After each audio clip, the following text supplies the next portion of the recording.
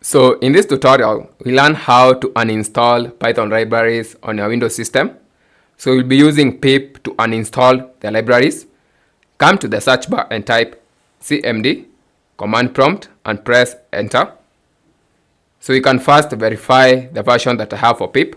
So type pip space -- version, press enter. You can see that I have the latest version 25.1.1. So pip comes bundled with Python, and it's a standard package manager that can be used to download, install, update, or delete the Python libraries on your system.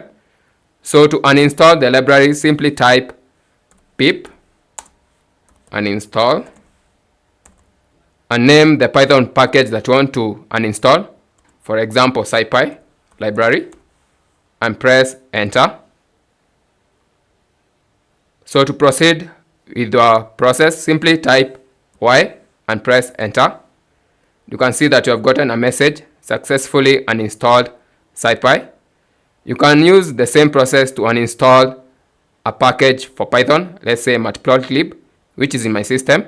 So I'll type pip uninstall matplotlib and press enter. So to proceed with the process, simply type Y and press enter.